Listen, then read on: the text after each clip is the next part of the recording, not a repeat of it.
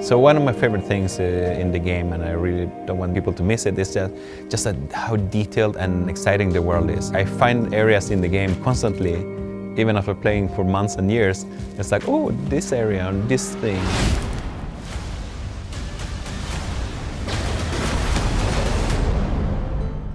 My name is Rodrigo Cortez, and I'm the studio art director at Sharkmob. Very early on, we were imagining to find an execution, art direction that looked and feel realistic, but still had this sense. There is a lot of emotions. The whole art direction is a little bit like Hollywood realism. We picked an area in the US that hasn't been used in games much, and it's the US South, especially this very specific area around the Southeast, kind of like Georgia, North Carolina, South Carolina, around that area. It really shows also the classical tropes of America. The small town, the school bus, the fire station, the city hall. Things that you see very often in movies and TV series.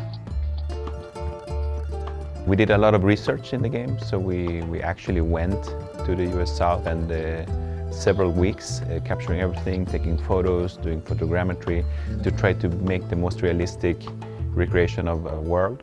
We did spend a lot of time trying to get a really realistic sense into the world, but still have an ownable look that isn't just pure realism, but actually has some sort of stylization.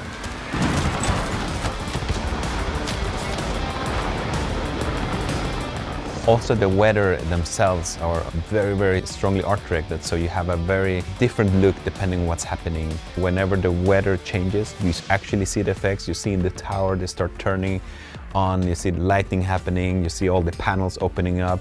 There is that sonic boom that you hear, you see all the trees moving with this sonic boom, and then the weather starts changing. So each weather condition, forces of nature, really changes the experience. In the example of the tornado, when that happens, all of a sudden there is an updraft, so you can be picked up and use the parachute at any moment. So the locomotion and the way you move around the world is very different. We're trying to constantly mix the expected with the unexpected. And in one of our biggest maps, Maynard, you would see the classical things, you see the gas stations, you see the swamps, the marshes, and then all of a sudden, in the middle of the map, there is this oil rig that was washed in with a tsunami. And you see the effects of that, so the oil spill around it. It's very strange and powerful the first time you see it. And you can go all the way up and there's a lot of gameplay there, and missions and extractions happening.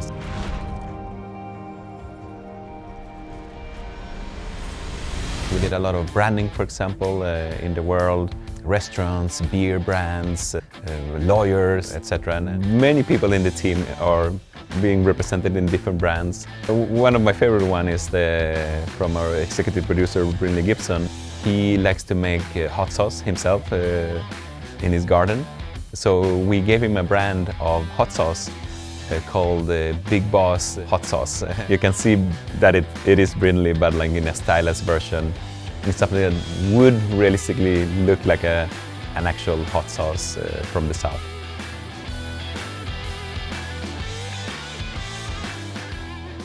In the beginning of my career, I had two paths. It's do I want to go with the movie side or the games? And I'm a passionate gamer, so I always fell in love with the games. And this is something that's been really cool. I've been working with games for 25 years.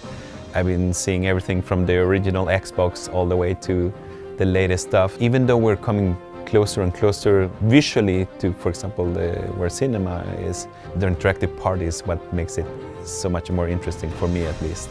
That it's not a beginning and an end that somebody wrote. It's your story. Whatever you feel you want to achieve, whatever you want to do, that's what you see.